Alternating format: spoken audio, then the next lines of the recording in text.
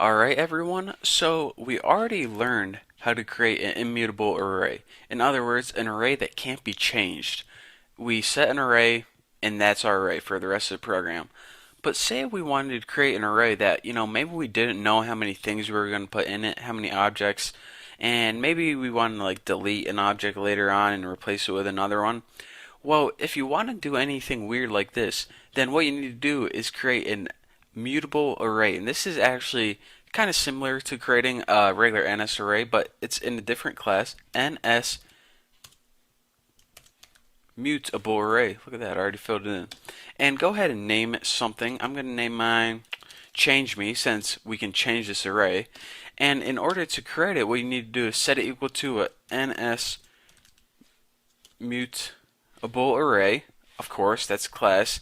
And to give it an idea, first of all, of how many objects you want it to hold, array with capacity, go ahead and type in however many numbers. Hold on, got an itch in my ear. There we go.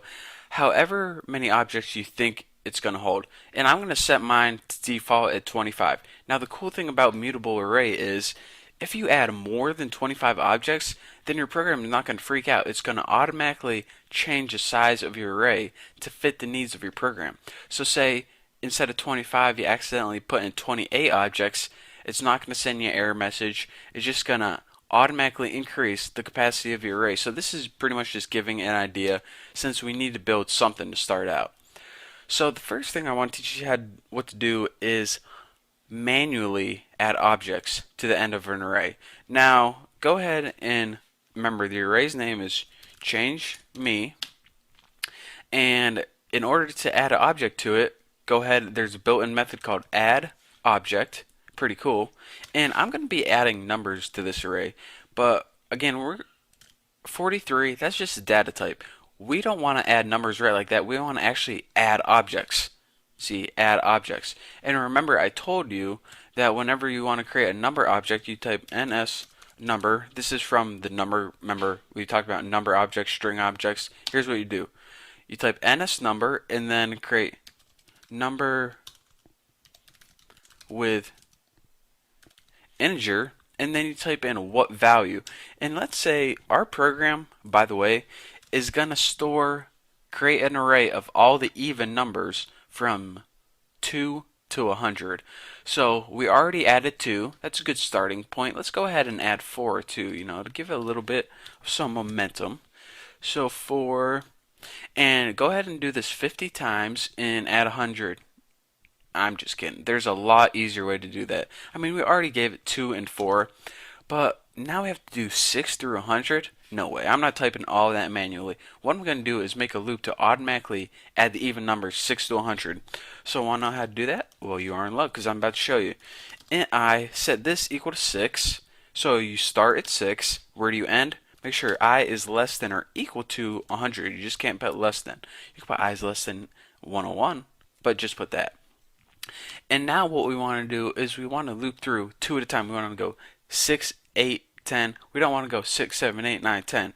We only want the even. So go ahead and put I plus equals 2. And this is going to loop through 6 to 100 by 2's. So now, for each time it loops through, the first one's going to be 6, second one's going to be 8, third is 10, so on and so forth. So now what we can do is go ahead and do this exact same thing, add a number object, but instead of typing in the number manually, just put an I. And what this is going to do is going to loop through, and each time it comes across a new number, new even number, it's automatically going to plop it on the end of your array. So now, at this point right here, we got an array of objects, of number objects, from 2 to 100, all the even numbers. So now we want to see some proof that this actually works. So let's go ahead and display the array.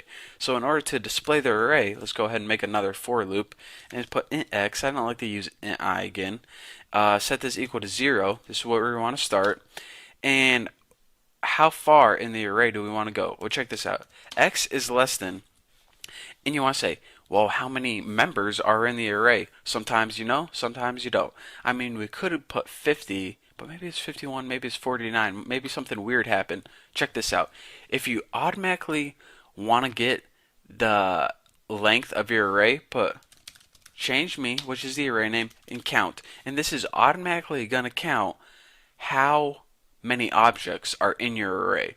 So this is awesome. This is pretty much what you should do every time when you're looping through an array. Because, I mean, you could type like 50 manually, but sometimes you have like one off, or sometimes you don't get it exactly and you don't want to have a bunch of weird error messages. And this is a foolproof array to get it right every time.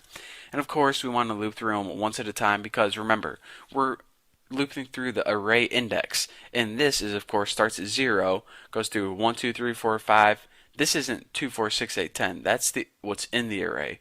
The array index still starts at 0, goes from 1, 2, 3, 4, 5, and so on and so forth. So ns log at, and let's go ahead, what item, should we, nah, just put item here is %i. Looks good so far.